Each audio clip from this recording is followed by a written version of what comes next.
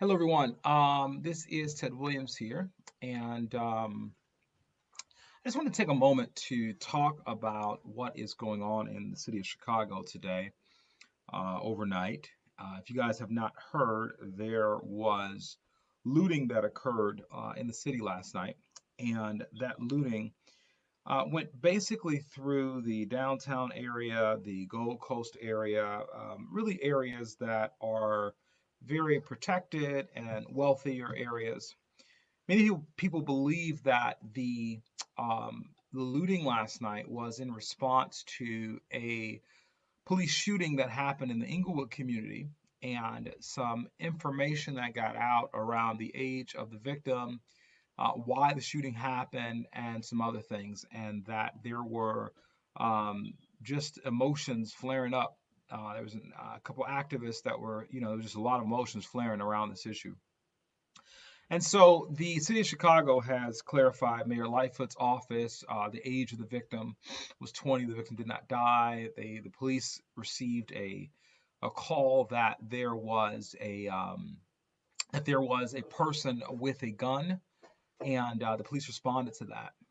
So I want to talk for a second about this, what's going on, right? And I want to talk about this general issue that we're dealing with in this country right now.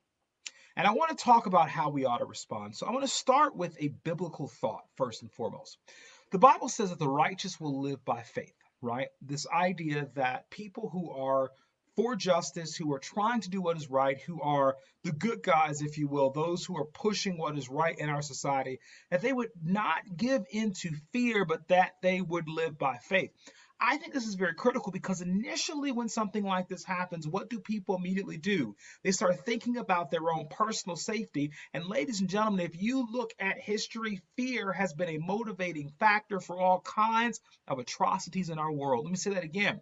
Fear has been a motivating factor for all kinds of atrocities in our world. If you look at what Hitler was peddling to the Germans around the Jews, it was fear based. If you look at what the slave owners in America were peddling to other people who were not of African descent in the country to gin up anger and to gin up violence and to gin up this sense of sort of rousing the masses against these folks who were seen to be perpetrators of crime and violence, and yet they were really people who were victims.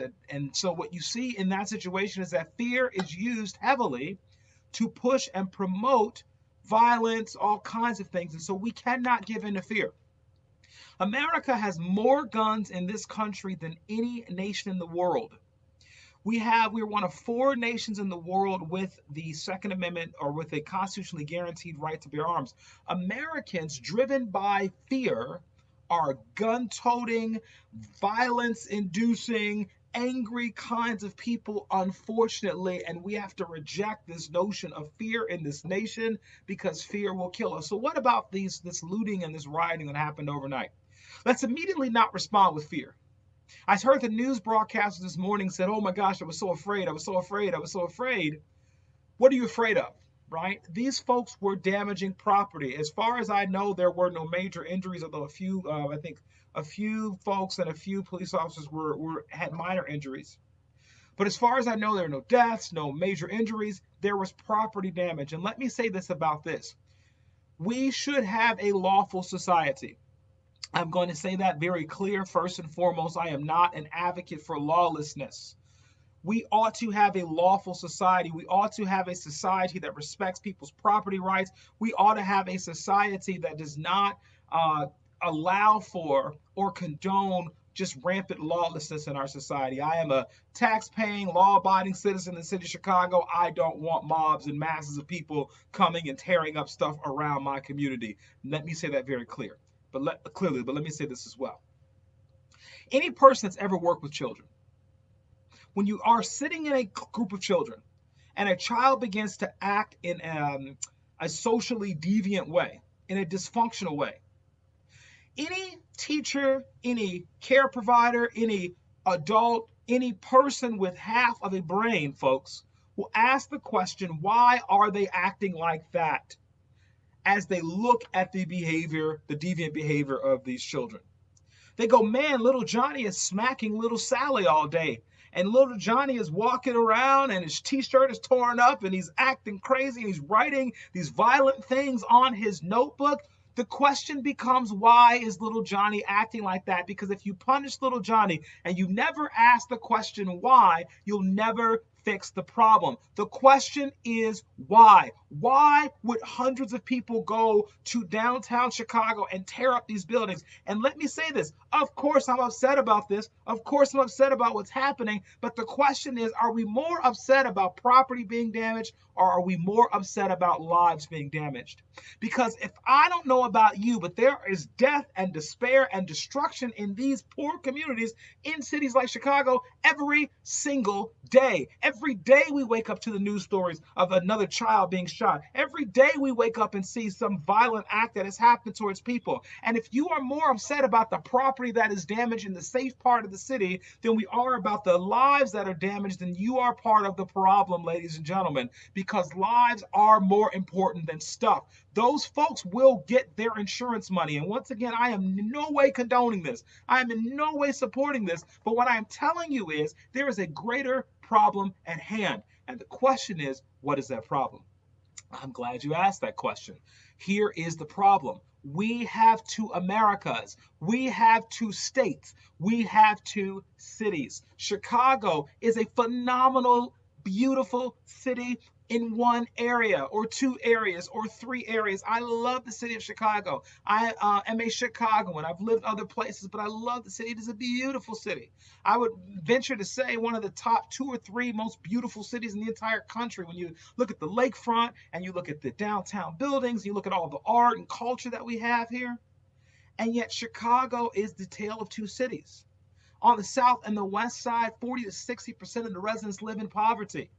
The reason why I have this little advertisement for our show is because we're doing this work through theater, right? 40 to 60% of residents in poverty in Chicago is part of the production work that we're doing. I'd love for you guys to come and see this and see why we are in the place that we're in. Because if you cannot understand the why, you cannot fix the problem, ladies and gentlemen. People get upset and they shout, man, we need law and order. Man, we ought to pull out our guns. I'm waiting for the president to tweet something. I'm sure he's going to tweet something at some point.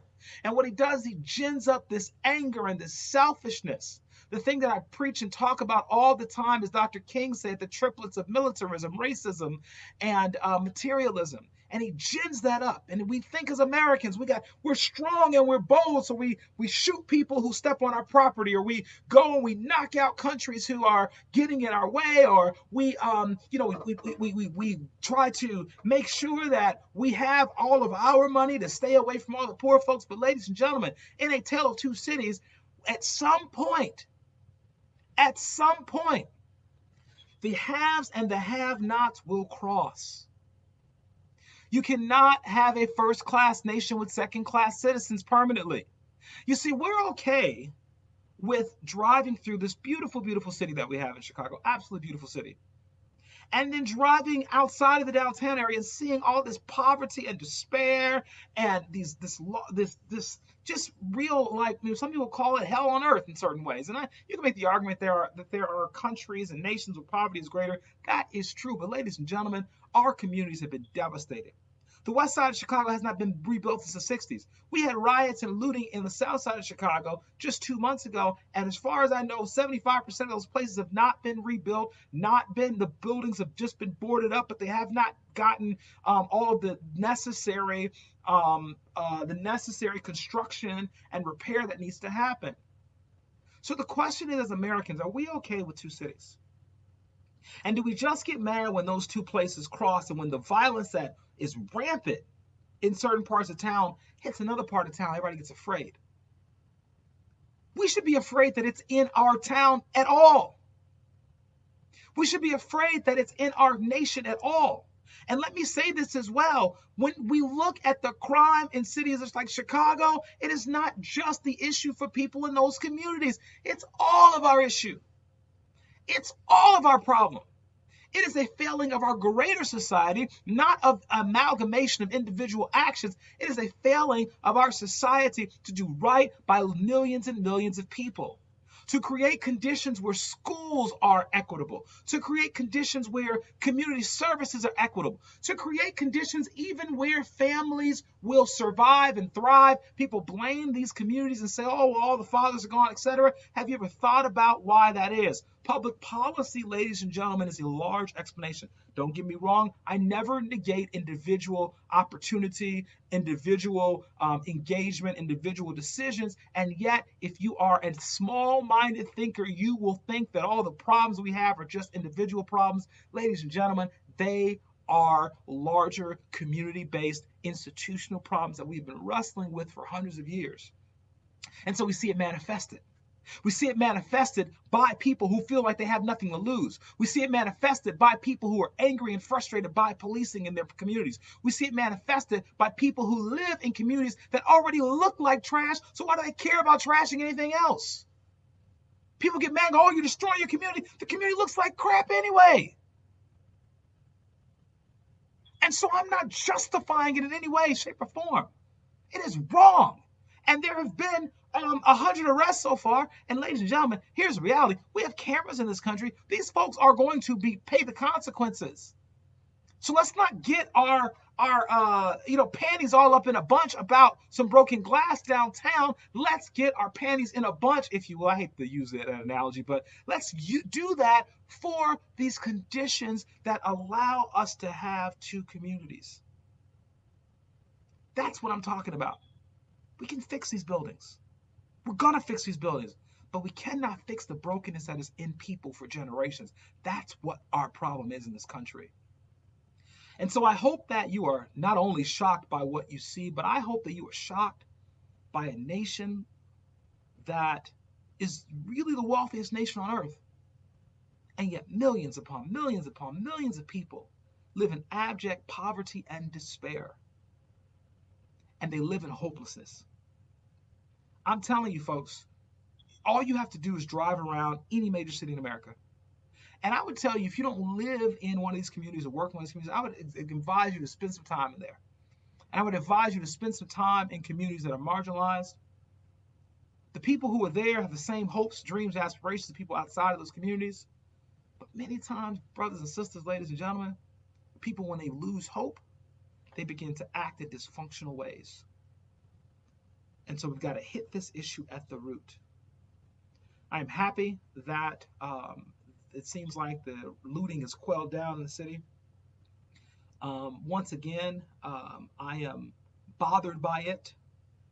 I do believe in lawlessness, but we have got to begin to be greater thinkers than that and hit these problems at the root. And I got on today because I think the reactions, when we don't think. I love what a friend of mine told me. I do all these panels and things like that. But a friend of mine on Facebook shares something with me that just stuck with me. Empathy and critical thinking are lacking. We have neither empathy nor critical thinking. And I would ask that you would have both. Have empathy for the conditions that would cause people to be that frustrated with what they perceived as an injustice by the police, which, by the way, it may not even have been. And I'm not saying it's right, and I'm not even, let me say this very clearly, I am not for defunding the police completely. That's stupid. The defund the police movement means moving resources. That's all it means. I wish we would use a different label for it. But it means moving resources so that we can do more holistic crime prevention. That's what it's about. We need the police. Duh. If somebody broke into my house right now, I'm going to call the police. I'm grateful for the police. I know they put their lives on the line. That is very important. But we got to understand these institutional challenges that we've had for hundreds of years, they manifest themselves in the relationship between people who are policing and those who are policed. We cannot police poverty. We have to cure it.